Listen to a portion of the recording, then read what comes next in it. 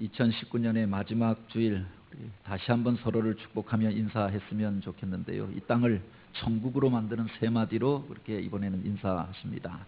사랑합니다. 감사합니다. 미안합니다. 누구나 이 땅을 살면서도 천국을 누리면서 살기를 원하지 않습니까? 누구나 다 행복하게 살기를 원합니다. 그러나 모두가 다 행복하게 살고 모두가 천국을 경험하면서 사는 것은 아니죠. 여러분은 그 행복이 어디에 있다고 생각하십니까? 행복은 무엇으로부터 시작된다고 그렇게 생각하십니까? 똑같은 상황이지만 감사하며 사는 사람이 있고 또 불평하며 사는 사람이 있습니다. 똑같은 상황 가운데 처하였지만 그것을 천국으로 누리며 사는 사람이 있고 지옥과도 같이 느끼면서 사는 사람들도 있더라라고 하는 겁니다. 그 차이는 어디에서 시작되는 것인가? 어른들을 위한 동화로 알려져 있는 생텍쥐베리의 어린 왕자에 나오는 한 구절입니다. 여우가 어린 왕자한테 참된 행복에 대하여서 가르치면서 이런 이야기를 합니다. 내가 만일 4시에 온다면 난 3시부터 행복해질 거야. 시간이 다가올수록 더욱 행복하겠지. 4시가 가까이 되면 흥분해서 안절부절 못할 거야. 그래서 행복이 얼마나 값진 것인지 알게 되겠지.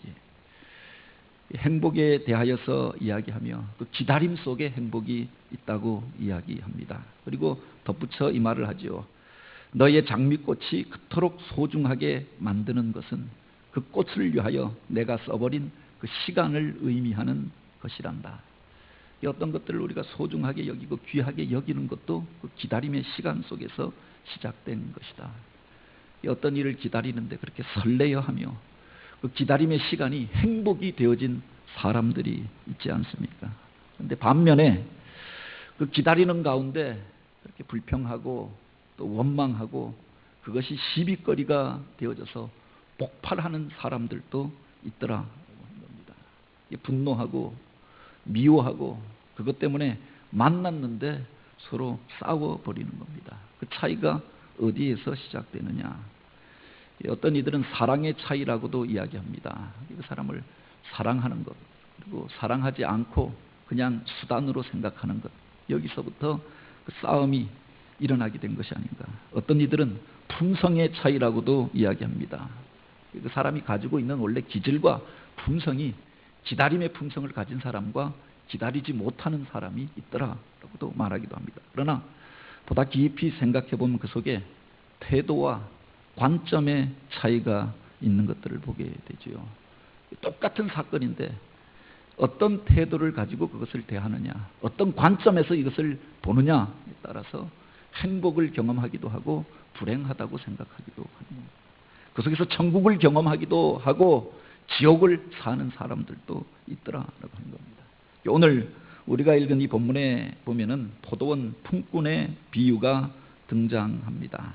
똑같은 포도원에서 일하였던 일꾼들인데 똑같은 품삯을 받았는데 어떤 사람은 그것을 감사하고 감격하면서 받습니다. 그런데 어떤 사람은 그것이 불평거리가 되어지고 원망거리가 되어지고 시비거리가 되어서 그 주인을 향하여서 항의하였던 일꾼들도 있었다라고 하는 겁니다. 왜 이런 상황이 벌어지게 되었는가? 세상 가운데서 이런 일들이 벌어지잖아요. 똑같은 자리에 있는데 감사하는 사람이 있고 그것 가지고 항의하고 싸우려고 달려드는 사람들도 있지 않습니까? 그 내용을 들여다보면 그렇습니다. 어떤 포도원에 할 일이 많아 그 집 주인이 품꾼들을 부르러 아침 이런 시간에 나아가서 일꾼들이 모여있는 장터에 가서 사람들을 부르게 되었던 겁니다. 아침 이런 시간에 우리로 말하면 해가 뜨는 한 7시 전부터 나와서 일하였던 사람들이 있었던 겁니다. 한 9시가 되어졌는데 여기 보면 3시라고 하였지요. 우리 시간으로 보면 아침 9시에 다시금 나아가서 일꾼이 부족하여서 불러서 그곳에서 같이 일하게 하였던 겁니다. 정오가 되어져서 그가 그 인력시장에 나가보니 여전히 일감을 찾고 있었던 일거리를 얻지 못했던 사람들이 있길래 그도 바로 그 포도원에 와서 일하게 하였고, 또 점심시간이 지나고 3시쯤 되었는데도 일감을 찾는 사람들을 만나서 그도 와서 일하게 하였다라고 하는 겁니다. 여기 보면 11시라고 하였는데 오후 5시가 되어졌습니다. 이제 하루의 일과를 정리해야 할 시간입니다. 그때까지 일감을 찾지 못하고 서성이는 사람들을 보고 그도 포도원에 와서 일하게 하였다라고 하는 겁니다. 그리고 일과를 마치고 한 6시가 넘어서서 각자 사람들에게 그날의 품삯을 지불하는 겁니다. 그런데 어떤 사람들은 감사함으로 받고 기뻐하며 집으로 돌아갔는데 어떤 사람들은 그것을 가지고 불평하고 원망하게 되었다. 아침 이런 시간에 와서 일하였던 사람이나 오후 5시에 와서 1시간 일하였던 사람이나 똑같이 한 데나리온을 주었던 겁니다. 그러니 사람들 가운데서 폭발하면서 분노하고 또 이런저런 갈등과 다툼이 일어나게 되어지고 그 주인을 향하여서 항의를 하게 되었던 거죠. 만약 여러분이 일하는 직장에서 세상의 일터에서 그렇게 했다라고 하면 어떤 사건이 발생했겠습니까? 아침 일찍부터 새벽 6시부터 나와서 일했던 사람, 오후 5시에 와서 1시간 일했던 사람에게 똑같은 임금을 준다, 똑같은 그 품삯을 준다라고 하면 아침에 와서 일하였던 그 사람들이 무엇라고 말하겠는가라고 하는 겁니다. 이 비유는 그 앞에 보면은 그렇게 기록되어져 있습니다. 천국은 마치 품꾼을 얻어 포도원에 들어 보내려고 이른 아침에 나간 집 주인과 같으니라고 하였습니다. 그 속에 천국이 무엇인가를 가르쳐주는 의미심장한 내용이 담겨져 있다라고 합니다. 똑같은 일터에서 일하였는데 천국을 누리며 또 품삯을 받고 기뻐하며 감사하며 갔던 사람이 있는 반면에 그것 때문에 불평하고 그것 때문에 원망하고 그것 때문에 싸우다가 돌아간 사람도 있었다라고 하는 거죠. 오늘 이 자리에 우리가 같이 하여서 함께 하나님을 예배하고 있습니다. 우리가 신앙생활을 시작하게 된 배경을 보면 서로가 다 다르지 않습니까? 모태신앙이 있어서 태어나면서부터 어려서부터 하나님을 믿고 섬겨왔던 사람들이 있는 반면에 나이가 들어서 몸이 약하여져서 그러면서 인생을 돌아보고 그래서 그날을 준비해서 예수를 믿게 된 분들도 있습니다. 믿음의 연한이 다르잖아요. 우리 교회가 개척될 때부터 40여 년이 넘게 그렇게 이 교회를 섬기면서 교회의 여러 가지 과정들을 다 함께 하였던 역사의 증인들이 있는 반면에 이제 예수 믿은 지 얼마 되어지지 않았습니다. 믿음의 첫걸음을 내딛는 이들도 있습니다. 시작이 다르고 또 신앙생활을 하여 왔던 과정이 다르고 부름의 장소가 다 다르잖아요. 연배가 다르고 기질과 성향도 다르고 또 주님 앞에 나오게 된 과정도 다 다르다라고 하는 겁니다. 다름으로 인하여서 우리가 하나 되어져 한 몸을 이루고 그래서 함께하여 예배하고 있는 거죠. 그런데 이것이 시비거리가 되기도 한다라고 하는 겁니다. 너는 왜 그렇게 하느냐라고 하는 겁니다. 오래 신앙생활을 한 것이 오래 이곳에서 바로 예배당을 지키고 주님을 섬기고 일하였던 것이 오히려 불평거리가 되어지고 또 자기를 향한 그 과시가 되어져서 다른 이들에게 상처를 주는 경우도 있고 천국을 누리지 못하고 천국을 빼앗겨버린 채 그렇게 살아가는 사람들도 있을 수 있다라고 하는 거죠. 먼저 왔던 사람들이 특별히 불평하고 원망하게 되었던 이유가 어디에 있습니까? 은혜의 자리 가운데 있으면서도 그 은혜를 빼앗겨버리게 된 이유가 대체 어디에 있느냐라고 하는 겁니다. 먼저 우리가 생각해 볼 수 있는 것이 그들이 그 품삯을 받고 그곳에서 일하게 된 것, 이것이 은혜임을 그들이 잊어버리게 되어졌을 때 불평하게 되었다라고 하는 겁니다. 우리 본문에 보면은 이 포도원 일꾼들이 그 시장에 나와서 일감을 구하고 있습니다. 아침 이른 시간 6시에 나와서 그렇게 해가 뜰 무렵 그곳에 와서 일거리를 찾고 있었다고 하면 더욱 절박한 사정이 있었던 사람이 아닙니까? 내가 일하지 않으면 살 수가 없다. 그 가정 안에 개인적으로 이런저런 어려운 일들이 있었기 때문에 더 일찍 나와서 그 일감을 찾았겠죠. 그래서 아침 이른 시간부터 그곳에 가서 일하게 되었던 겁니다. 그에게 일감을 맡겨주고 또 그에게 그날에 합당한 품삯을 주었다라고 하면은 감사할 일이 아닙니까? 감격할 일이 아닙니까? 그런데 그 처음의 마음을 그가 잊어버리게 되어졌을 때 이것이 오히려 불평거리가 되어졌다라고 합니다. 7절에 보면은 장터에 있는 사람들에게 포도원 주인이 이렇게 질문합니다. 어찌하여서 여기서 놀고만 있는가? 그때 그들이 그렇게 대답하잖아요. 우리를 품꾼으로 쓰는 사람이 없기 때문입니다. 오후 늦게 왔던 사람들은 더 안타까운 사람들이었던 거죠. 그들은 일자리를 구하여서 이곳 저곳을 찾아 헤매었습니다. 이곳에도 가서 나를 좀 써달라고 말하여 보기도 하고, 저곳에 가서 나를 좀 그렇게 일감을 맡겨달라고 부탁해 보기도 하고, 그런데 아무도 일감을 맡겨주지 아니하니까 하루 종일 배회하면서 불안한 마음으로 거리를 떠돌았던 겁니다. 일찍 부름받았다고 하는 것, 안정된 직장에서 일했다고 하는 것, 그게 은혜가 아닙니까? 그런데 나중에 와서는 그것이 기득권이 되어져서 다른 사람들을 향하여 정죄하고 주인을 향하여서 항의하는, 불평하는 이유가 되어졌다.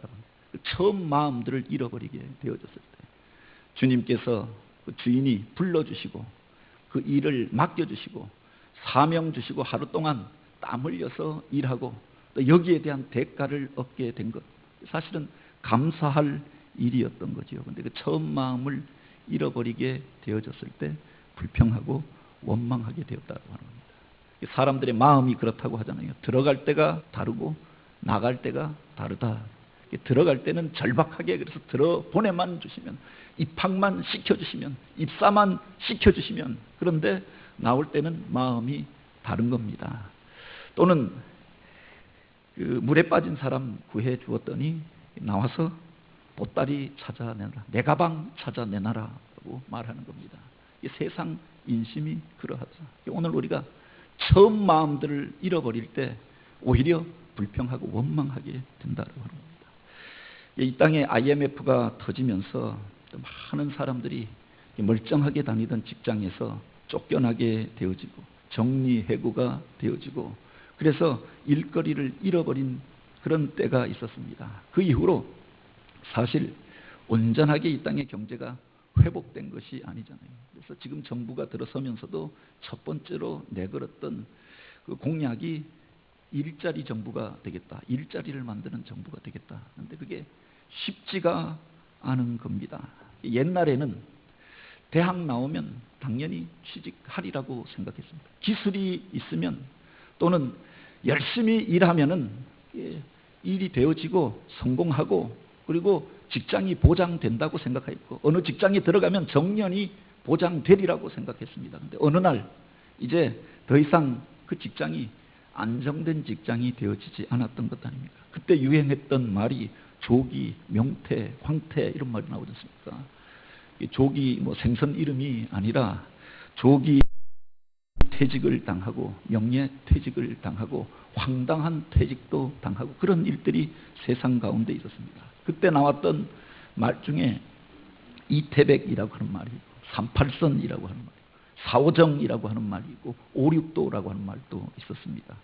20대에 태반이 백수다. 그래서 이태백이었고, 바로 38선은 이제 38세까지 일자리 구하다가 이게 안 되면 거기가 이제 마지막 선이다. 그래서 포기해라 라고 하는 말이죠. 사오정이라고 하는 말은 45세가 정년이다. 45세 이상은 새로운 삶을 준비해라 라고 하는 거고, 바로 5,6도라고 하는 것은 56세까지 일하고 있다고 하면 도이다. 뭐 이런 이야기도 있었습니다. 그만큼 사회가 불안하여져 버렸던 거지요.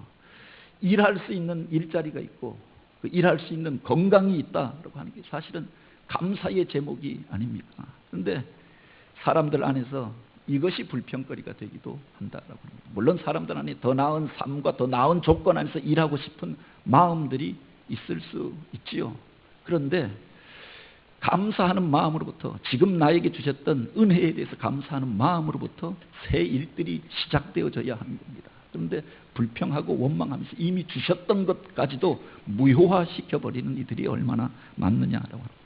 더하여서 여기에 먼저 왔던 사람들이 불평하게 되었던 과정을 들여다보면 나중 온 사람과 자기를 비교하면서 불평하게 되었던 것을 보게 되지요. 주인이 처음 그를 불러 일을 시킬 때 한 데나리온 주겠다라고 약속하였습니다. 이 한 데나리온은 노동자의 하루 품삯을 의미하는 말입니다. 그에게 정당한 노동의 대가를 주었습니다. 그것을 그냥 받고 갔으면 감사하고 기뻐하고 갔겠지요. 그런데 다른 사람과 비교하게 되었던 겁니다. 1시간 일하였던 사람이 한 데나리온 받았다고 하면 나는 적어도 그에게 10배 이상은 받아야 하는 게 아닌가. 아니 그렇지 않다고 하더라도 몇 배는 줘야 하는 게 아닌가. 그 사람과 자기를 비교하면서 그 사람이 일하였던 시간, 내가 일했던 시간, 그 사람이 하였던 일, 내가 하였던 일을 비교하면서 불평하고 원망하게 되었다. 세상에서 우리가 불평하고 원망하는 것들을 보면 없어서 부족한 것, 그래서 불행하다고 느끼는 게 아니라, 또는 무엇 때문에 세상 가운데 내가 이렇게 멸시당하여서 그래서 불평하는 게 아니라 다른 사람과 비교하면서 불평하고, 또 다른 사람이 가지고 있는 것을 내가 갖고 있지 못하다, 불행하다고 생각하는 것 아닙니까? 그때는 집만 있어도 감사하다고 생각했습니다. 처음 차를 사고 나서 그게 얼마나 감사하고 기뻐할 일입니까? 그런데 다른 사람과 비교해 보니까 더 좋은 차 타고 다니는 사람들 보니까, 더 넓은 집에 살고 있는 사람들을 보니까 자기 집에 들어오면 자기 집은 그렇게 집이 아니라 집구석이 되어져 버리는 겁니다. 불행함을 느끼는 공간이 되어져 버렸다. 차를 타고 가면서도 자기 차는 똥차가 되어져 버리고 말았던 것 아닙니까? 감사할 것이 비교하면서 바로 그 감사의 조건들을 잃어버리고 은혜가 아닌 것이 되어지고 그 소중함조차 생각하지 못하게 되어졌던 거죠. 다른 사람과 나를 비교하면서 조금 더 많이 가지고 있다고 하면 사람들이 자고하고 교만해, 다른 사람을 무시하잖아요. 비교하면서 내가 조금 없다, 부족하다 생각하면 열등감에 빠지고 상처를 받게 되어지고 스스로 위축되어져 버리고 마는 겁니다. 이 비교의식이라고 하는 것들이 오늘 우리를 그렇게 위축시켜 버리는 것 아닙니까? 가인과 아벨의 이야기에서 왜 가인이 동생을 죽이게 되어졌는가?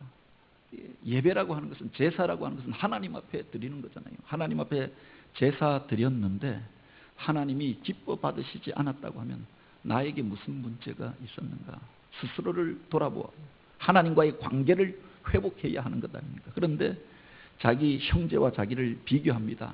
동생의 제사는 받고 왜 내 제사는 받지 아니하는가? 하나님을 향하여서 오히려 항의하고 하나님을 향하여 불평하는 이유가 되어지고 형제를 향하여 미워하고 그를 죽이는 자리로까지 나아가게 되었다. 그래서 그의 이름이 저주의 이름이 되어져 버리고 말았던 것 아닙니까? 사울이라고 하는 사람은 이스라엘 가운데서 존귀한 자로 세움받고 첫 번째 왕이 되었던 사람입니다. 그런데 그가 다윗과 자기를 비교하면서 미워하고 또 질투하면서 그를 죽이고자 합니다.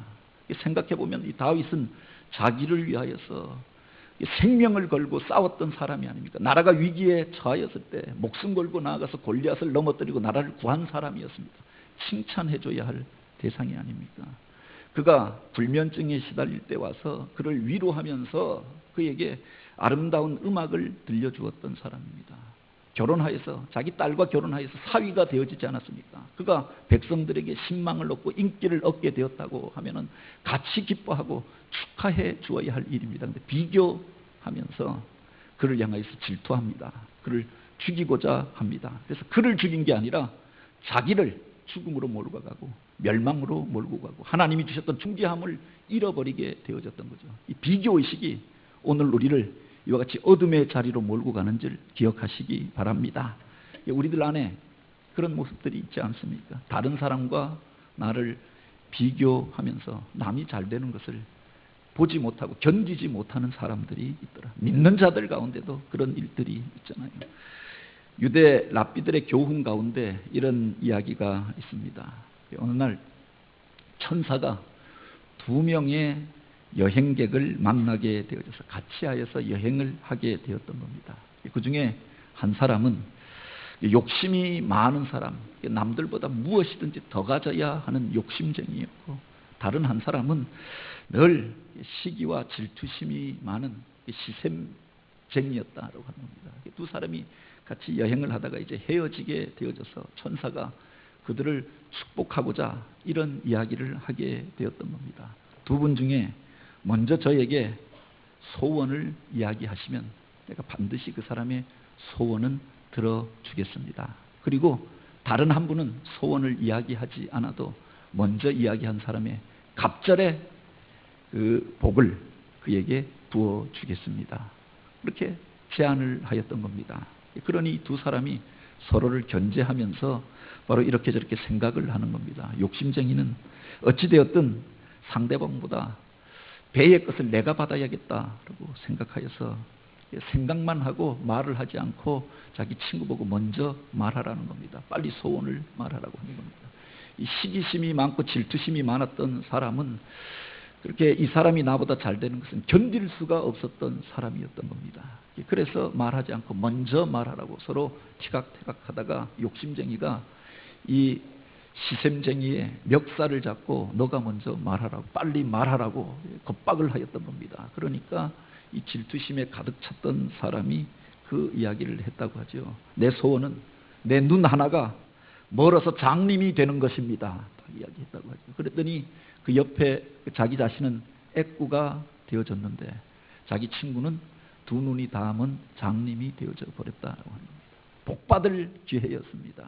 행운을 얻을 수 있는 기회였고 그런 제안이 들어왔던 자리가 아닙니다. 그런데 좋은 것들을 비교하면서 빼앗겨버리고 서로를 향하여서 나쁜 것들을 선택하게 되었다. 우리들 안에도 이런 일들이 얼마나 많이 있느냐고 합니다.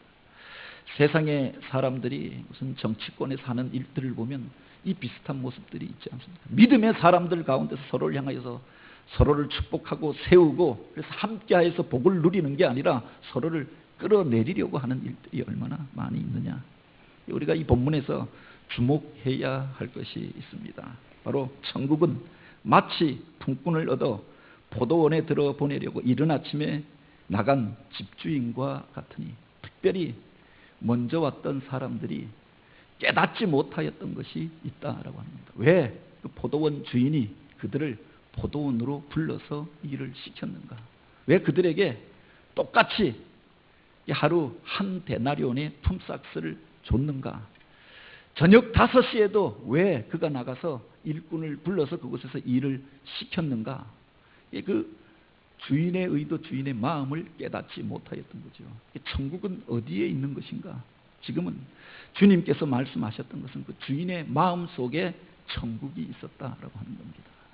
그에게 무엇인가 주고자 하였던 마음이 있지 않습니까? 5시에 그 사람을 불러서 그 포도원에 와서 일하게 하였던 그 사랑의 마음, 그에게 베풀고자 하는 마음이 있었던 거죠.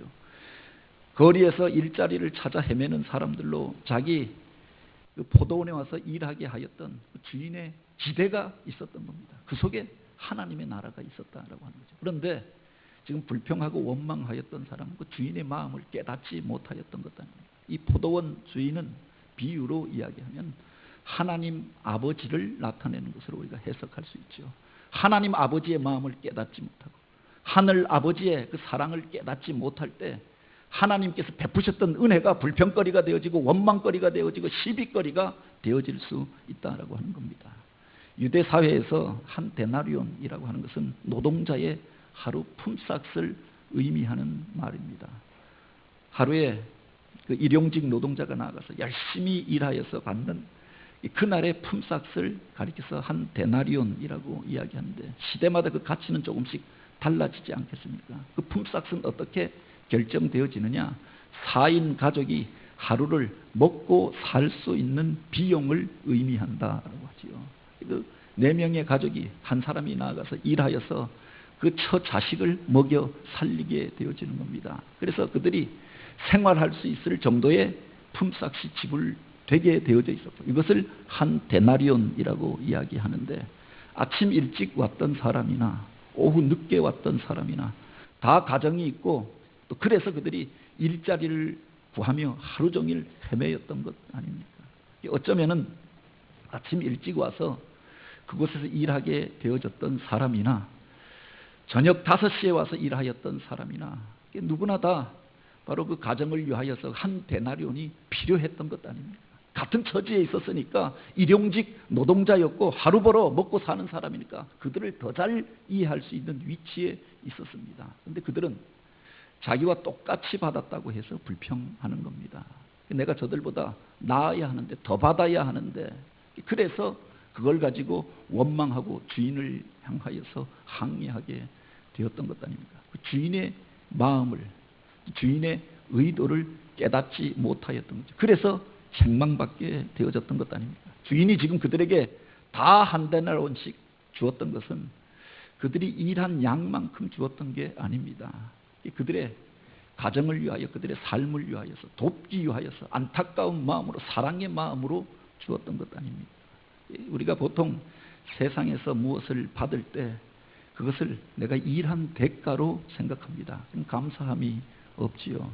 뿐만 아니라 다른 사람을 향하여서 그렇게 평가하기 시작한다고 하면 어떤 사람은 그곳에서 일할 수 없는 사람이고 잘려나가야 할 사람이고 그리고 함께하여서 그것을 누리지 못할 사람으로 생각하는 것 아닙니까? 요사이 우리 사회가 점점 각박하여져 간다고 하는 게 바로 그런 이유가 아닙니까? 이 직장도 이제는 월급제가 아니라 연봉제로 바뀌어진다고 합니다. 그래서 그 사람의 가정, 생활 이런 건 상관없습니다. 애초에 계약할 때 연봉 얼마 주겠다 계약하는 겁니다.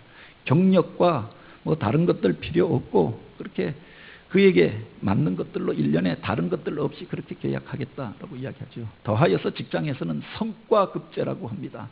성과를 거둔 것만큼 그에게 주겠다라고 하는 거죠. 그 사람이 일하여서 얼마의 성과를 거두었느냐, 이것을 따라서 그에게 성과급을 주겠다라고 하는 겁니다. 이게 이 최신 경영 기법이고 합리적인 경영 방법이 아닙니까? 그래서 더 많이 일한 사람이 더 많이 받고 더 많은 성과를 거둔 사람이 받고 연봉이 정하여졌다고 하면은 경영하는데 바로 애로가 없이 그것들을 운영할 수가 있겠지요. 그런데 이 포도원 주인이 그들에게 품삯을 주는 방식은 달랐다라고 합니다. 세속적인 경영 원리를 쫓아서 하였던 것이 아니라 그가 얼마나 성과를 냈느냐, 얼만큼 일하였느냐, 몇 광주리의 포도 송이를 거두었느냐, 얼마나 남겼느냐, 이걸 가지고 평가한 것이 아니었다라고 하는 겁니다. 그 사람에 대하여서, 그의 존재에 대하여서, 그 가정에 대하여서 관심을 가졌던 거지요. 그가 살려고 하면 얼마가 필요한가, 그가 그 가정이 하나님이 주신 복된 삶을 누리려고 하면 얼마가 필요한가, 여기에 관심이 있었던 것 아닙니까? 바로 세상적인 상품 가치가 아니라 바로 존재의 가치로 그 사람을 평가하여 주고 그에게 필요한 것들을 공급해 주고자 하였다. 이 속에 하나님 나라의 가치관이 담겨져 있는 것 아닙니까? 오늘 우리가 신앙생활을 하면서도 세속적인 가치관을 따라서 살고 또 상품적인 가치관을 따라서 사람과 세상과 그 일을 판단할 때가 얼마나 많이 있습니까?